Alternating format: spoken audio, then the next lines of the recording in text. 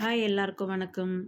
Red அரிசியில் எப்படி இட்லி செய்யறதுன்னு தான் இந்த வீடியோ போட்டிருக்கேன். வீடியோ ஸ்கிப் பண்ணாமல் பாருங்கள். அதுக்கு முன்னால் சப்ஸ்கிரைப் பண்ணாதவங்க சப்ஸ்கிரைப் பண்ணிக்கோங்க.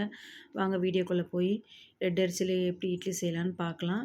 பாருங்கள், சாஃப்டாக மெதுவாக நல்லா வெறும் சோடா மாவே போடாமல் நான் செஞ்ச இட்லி இது. வெறும் உளுந்து மட்டும் தான் சேர்க்கணும், வேறு எதுவும் போட வேண்டாம்.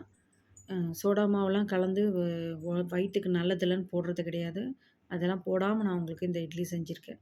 பாருங்கள், ரெட் அரிசி இது வந்து நான் 1.5 அழாக்கு எடுத்திருக்கேன். நீங்கள் எதில் அளக்குறீங்களோ அதை கணக்கு வச்சுக்கோங்க. நம்ம இட்லி அரிசி நார்மலாக வந்து 4க்கு 1 உளுத்தம்பருப்பு போடுவோம். இது வந்து 3 அழாக்கு இட்லி அரிசியும் 1.5 அழாக்கு வந்து ரெட் அரிசியும் போட்டிருக்கேன் நான். 1 அழாக்கு வந்து உளுந்து சேர்த்துருக்கேன்.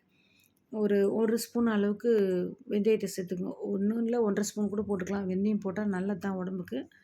சேர்த்துக்கிட்டு நல்லா வாஷ் பண்ணிவிடுங்க. வாஷ் பண்ணி ஊற வைங்க.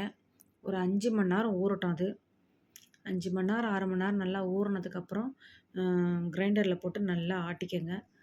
நல்லா இட்லி ஊற்றுற பதத்துக்கு, ரொம்ப நைஸாகவும் இல்லாமல் ரொம்ப கொரன்னு இல்லாமல் இட்லி ஊற்றுற பதத்துக்கு ஆட்டி அதை ஒரு பவுலில் மாற்றிக்கங்க.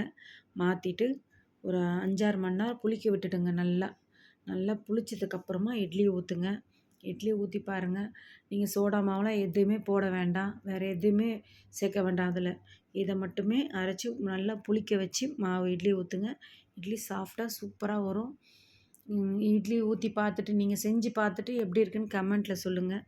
பாருங்கள், இந்த பதத்துக்கு அரைக்கணும் பார்த்துக்குங்க. அதே மாதிரி பார்த்து பவுலில் மாற்றிக்கங்க. சரிங்களா? பாருங்கள், நல்லா புளிக்கணும் மாவு. சூடான சூப்பரான இட்லி, சோடா மாவே கலக்காத இட்லி. பாருங்கள் எப்படி வந்திருக்குன்னுட்டு. சாஃப்டாக இருக்குது பாருங்கள்.